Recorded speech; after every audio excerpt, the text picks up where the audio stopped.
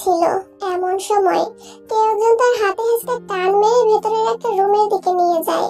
তে চিৎকার করে উঠবে, অমনি লোকটি তার মুখ চেপে ঝাঁঝালো কণ্ঠে বলে, বিয়ে করার খুব শখ জমেছে তাই না?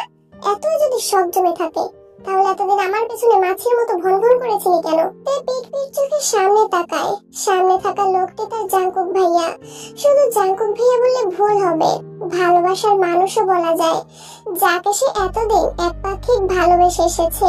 আর মানুষটি কিনা তাকে পাত্তাই দেয়নি। আর আজ যেই তেকে বরপক্ষ দেখতে এসেছে অমনি তার হাঙ্গামা শুরু হয়ে গেছে। সমস্যা কি ওনার? বিয়েটা তো তের হচ্ছে, ওনার তো নয়। আরেকজনের বিয়ে দেখে ওনার এত পিত্তি জ্বলে কেন? ভেবেই প্রচন্ড রাগ মনে জাঙ্কুককে শরীরের সর্বশক্তি দিয়ে ধাক্কা দিয়ে নিজে থেকে ছাড়িয়ে নিয়ে বলে, আমার বিয়ে হবে তাতে আপনার সমস্যা কোথায়? এই চুপ, একদম চুপ। আর একটা কথা বলিস তো গাল ফাটিয়ে দেবো। আমার গাল ফাটানোর অমন দুঃসাহস আপনাকে দিয়েছে তাকে শুনি? আমার গাল ফাটাবে আমার বর, আমাকে আদর করবে আমার বর, সব রাইট শুধুই আমার বরের, আপনার নয়। জাঙ্কুক এবার আরো রেগে যায়। তেকে আবারও দেয়ালের সাথে খুব শক্ত করে চেপে ধরে। খুব চালাক হয়ে গিয়েছিস। এখানে চালাক হবার কি আছে জাঙ্কুক ভাইয়া? যা সত্যি তাই বলেছি।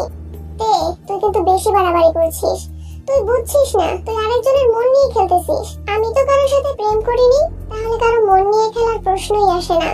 ওই বট গাছের মতো লম্বা ছেলেটাকে পেয়ে আগে সব ভুলে গেলি?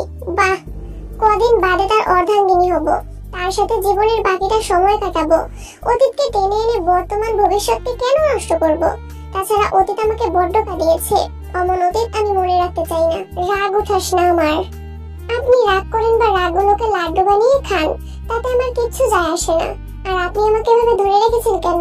কেউ এই অবস্থায় দেখে ফেললে আমাকে খারাপ ভাববে, পরে আমার বিয়েটাও হবে না। ছাড়ুন আমায়। বলেই তে জাঙ্কুককে এক ঝটকায় সরিয়ে দেয়। তৎক্ষণাৎ জাঙ্কুক রাগে পাশে থাকা মাটির ফুলদানিটা ফ্লোরের উপর খুব জোরে ছুঁড়ে মারে। জাঙ্কুকের এমন উদ্ভট বিহেভে তে সতর্ক চোখে রুমের দরজার দিকে তাকায়। কেউ যদি দেখে ফেলে। সে আর দেরি করলো না, গায়ের ওড়নাটা ঠিক করে জাঙ্কুককে পাশ কাটেই রুম থেকে দ্রুত পদে বেরিয়ে এলো। দরজাটা ঠেসে বাইরে দাঁড়াতেই এতক্ষণে বুকে চাপা তীব্র ব্যথাটা এবার ধুধু করে ওঠে। এই মুহূর্তে খুব কষ্ট হচ্ছে তার, খুব। যে মানুষটিকে অন্ধের মতো ভালোবাসতো সেই মানুষটির মুখের উপর এতগুলো কথা কিভাবে বলতে পারলো সে? কিভাবে? এমন সময় নিচ থেকে ফুপির ডাক পড়ে, এই তে নিচে আয় তো একটু। তে তহরহ করে চোখের পানি মুছে নিচে নামে। তার ফুপি জিন তাকে টেনে নিয়ে সোফায় বসান। নিচে আরো অনেকেই ছিল, তার মা বাবা সোবিন এবং ইয়নজুন, তার বোন মোমো, জাঙ্কুকের বোন জিমিন সহ সবাই। জিন হাসি হাসি মুখ করে বললেন, তে ছেলেপক্ষদের তোকে খুব পছন্দ হয়েছে। তারা চায় আগামী পরশুই তোর এনগেজমেন্ট সেরে ফেলতে। আমরাও ভাবছি দেরি করব না, শুভ কাজে দেরি করতে নেই। তোর ফুপি ঠিক বলেছে তে, আমরাও তোর ফুপির সাথে একমত। আর ছেলে যেহেতু ভালো চাকরি করে, ফ্যামিলি ভালো, তাহলে দেরি করা ঠিক হবে না। ঠিক তখন জাঙ্কুক এসে সিঙ্গেল সোফাটায় ধপাস করে বসে পড়ে। বাজখাই গলায় বলে, বিদায় করো আপদ, যত তাড়াতাড়ি পারো বিদায় করো। বাসায় এমন উঠবো ঝামেলা কাঁধে চড়িয়ে রাখার মানে হয় না। বাসাটা একটু ফাঁকা হবে, শান্তিতে থাকতে পারবো। কি ঠিক বলেছি না মিসেস তে? ও সরি, তোমার তো এখনো বিয়েই হয়নি। মিসেস তো কদিন পরে ট্যাগ হবে। তুই একদম বেশি কথা বলিস জাঙ্কুক, চুপ থাকতে পারিস না? চুপ আর কেমনে থাকি বলো তো মা? তোর বিয়ের দাওয়াত খেতে দাঁতগুলো কেমন কিরমির করছে, লোভ সামলাতে পারছি না। জাঙ্কুকের কথাইতে জবাব দেয়নি। জাঙ্কুকের দৃষ্টিটা এক প্রকার উপেক্ষা করে সামনে তাকিয়ে স্বাভাবিক গলায় বলে, তোমাদের যেটা ভালো মনে হয় তোমরা তাই করো মা বাবা ফুপি, এখানে আমার কোনো কিছু বলার নেই। তে নিজ রুমে চলে আসে। দরজা বন্ধ করে বিছানায় গিয়ে সোজা হয়ে শুয়ে চোখ বুজে। চোখের সামনে বারবার ভেসে ওঠে কষ্টের মুহূর্তগুলো। সামান্য মাইনে পায় তার বাবা, একটা সাধারণ স্কুলের কেরানি পদে বর্তমানে কার্যরত। ঢাকা শহরে থাকার খরচ, খাবার খরচ, পড়াশোনার খরচ সব ক্যারি করতে খুবই হিমশিম অবস্থা। তাই বাধ্য হয়ে সোবিন তার বোনের বাড়িতেই পাড়ি জমান তার পুরো পরিবার নিয়ে। বোন কম খরচেই থাকার সম্মতি দেয়। নতুন ভাবে শুরু করেন বোনের বাড়িতে বসবাস। তার থেকে কিছুটা বেতনের টাকাও সঞ্চয় করতে সক্ষম হন। তখন তের বয়স ছিল 15 বছর, ওহানের 7 বছর আর মোমোর 6 বছর। সোবিনের বোন অর্থাৎ কিম সিউক জিন প্রচুর সম্পদের মালিক। ঢাকার 2-3 জায়গায় তাদের নিজেদের বাড়ি আছে, গাড়ি আছে।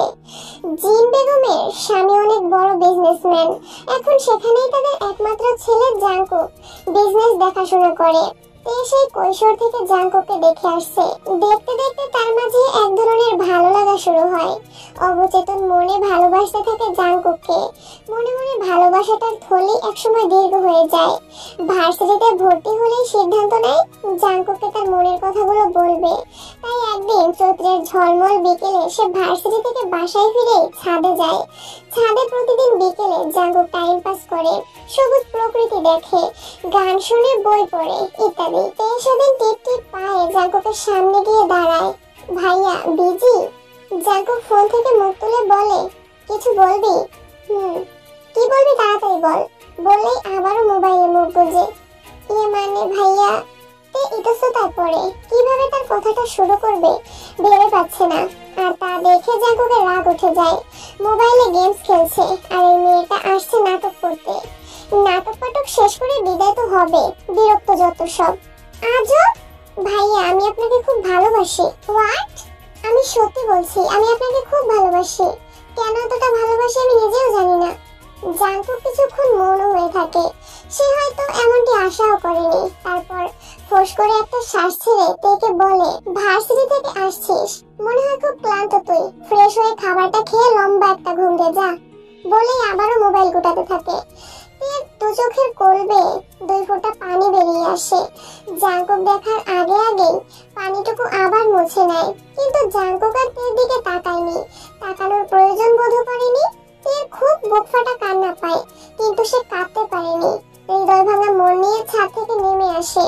তাকে ছাদ থেকে নেমে আসতে দেখে তার ফুপি জিন বেশ অবাক হন, কারণ তার ছেলে এখন ছাদে। এই মেয়ে আবার এই সময় ছাদে গিয়েছে কেন? সেই রাতেই তিনি তেকে ডেকে পাঠান। তে ওনার সামনে এসে দাঁড়াতেই বলেন, এই বাড়িতে তোদের কম খরচে থাকতে দেই, খেতে দেই, সবকিছুতেই তোদের সুবিধা দেই। ইদানিং দেখতেছি তুই আমার ছেলের আশপাশে ঘুরঘুর করতেছিস। আমার একটা মাত্র ছেলে, কত আদরের তা তো তুই জানিস। তাকে নিয়ে আমার কত স্বপ্ন, কত আশা। তোর কাছে আমার অনুরোধ, আমার ছেলে থেকে দূরে দূরে থাকবি। সেদিন তে তার ফুপির কথার পিঠে কোনো জবাব দিতে পারলো না। কথাগুলো সত্যি, আসলেই তো সে ওনার ছেলের পেছনে ঘুরঘুর করে। সেদিন ওনার কথাগুলো এবং জাঙ্কুকের প্রপোজাল রিজেক্ট তেকে খুব পীড়া দিয়েছিল। সেদিনই মত পরিবর্তন করে ফেলে। তার ফুপিদের অর্ধেক ভরসায় তার পরিবার মাথা গুঁজে আছে, বেঁচে আছে। যদি তাকে নিয়ে তার ফুপি উল্টাপাল্টা কিছু উঠায়, তাহলে তার পরিবারের প্রতিটি মানুষের জীবন কতটা সংকটপূর্ণ। তারপরে তার দুটো ভাই বোন আছে, তাদেরও তো একটা গতি করতে হবে। না, আর কিছু ভাবতে পারলো না। Decision final. জাঙ্কুক নামের ওই লোকটাকে কষ্ট হলেও ভুলে যাবে। বলেছে বলেই কি নিজেকে স্বাভাবিক রেখেছে? না, সেই রাতে তার সে কি কান্না, গলা বেঁধে বেঁধে চাপা কান্নাগুলো বেরিয়ে আসতে থাকে। কাঁদতে কাঁদতে ক্লান্ত হয়ে যায়, তারপর আবার কাঁদে। বলা যায় পুরোটা রাত এভাবেই শেষ হয় তের। তারপর তে খুব শক্ত হয়। তার 5 দিনের মাথায় সে মা বাবাকে বলে তার জন্য ছেলে দেখতে, বিয়ে করবে, আর পড়াটা স্বামীর ঘর থেকেই চালিয়ে নেবে। মা বাবা প্রথমে একটু অবাক হয়, কিন্তু অবাকের সীমাটা বেশিক্ষণ না নিয়ে মেয়ের কথা খুশি মনে মেনে নেয়। আর সাথে সাথে তার জিনকে জানায়। জিন তো সেই খুশি, একটা আপদ বিদায় হবে। ভাবতে ভাবতে তের চোখ জোড়া বসে আসে। লম্বা একটা দীর্ঘশ্বাস ছেড়ে ঝাপসা চোখ মেলে উপরের দিকে তাকায়। রেস্টুরেন্টের একদম কোণার একটা ক্রিস্টালের চেয়ারে বসে আছে জাঙ্কুক। তার হাতের সামনে একটা কোকাকোলার বোতল পড়ে আছে। তার চোখ মুখ গোমরা ভাব, গোমরার মাঝে রাগের ছাপ স্পষ্ট। জাঙ্কুকের এখনো বিশ্বাস হচ্ছে না, মাত্র 5 দিনের মাথায় এতটা পরিবর্তন হবে। এই তো কিছুদিন আগে মেয়েটি তার পেছনে আঠার মতো লেগে থাকতো। মাকে এটা সেটা বাহানা করে তার রুমে চা নিয়ে যেত। ছাদে এসে ফুল নেড়ে নেড়ে সুরেলা গান ছেড়ে দিত। শেষ মুহূর্তে তার মনের আকুপাকু কথাগুলোও বলে দিল। মানছে সে হঠাৎ তার অমন কথায় কে উত্তর করবে নিজেই ভেবে পায়নি। আর এমন হওয়াটা স্বাভাবিক, কারণ ভালো লাগার মানুষটা যদি তার নিজের মনের কথাগুলোই সে তাকে বলে দেয়, তখন তার খুশির সীমা থাকে না। অতি খুশিতে সে প্রায় বাকরুদ্ধ স্তব্ধ হয়ে যায়। জাঙ্কুকের সেদিন তাই হয়েছিল, আর তে তা বোঝেনি। অবশ্য এখানে জাঙ্কুকেরই দোষ। সেও যে তেকে মনে মনে খুব ভালোবাসে তা সে তেকে বুঝতেই দেয়নি। তে রুমে জানিয়ে এলে ভাব নিয়ে থাকতো, কথা বলতো না। দেখতো তে তার ভাবলুক দেখে কি রিঅ্যাকশন করে। যখন তে বিরক্ত হয়ে তাকে বিড়বিড় করে বকতো, তখন জাঙ্কুক লুকিয়ে লুকিয়ে সে কিউট হাসি দিত। তাতে নজরে আসতো না। এরকম সব ক্ষেত্রেই করতো। তেকে জাঙ্কুকের মনে ধরেছিল প্রায় 1 বছর আগে জিমিনের বার্থডে পার্টিতে। জিমিন জাঙ্কুকের ছোট্ট বোন। সেদিন তে লাল রঙের একটা লেহেঙ্গার সাথে হাই হিল শু পরে যখন সবার সামনে এলো, জাঙ্কুক এবং জাঙ্কুকের ফ্রেন্ডরা যেন চড়ক গাছ হয়ে গেল। এই একটা মেয়ে যে এতগুলো মানুষের মাঝে প্রথমেই চোখে পড়ার মতো। জাঙ্কুকের ফ্রেন্ডরা তো সেদিন জাঙ্কুকের পিছু ছাড়তেই যায়নি।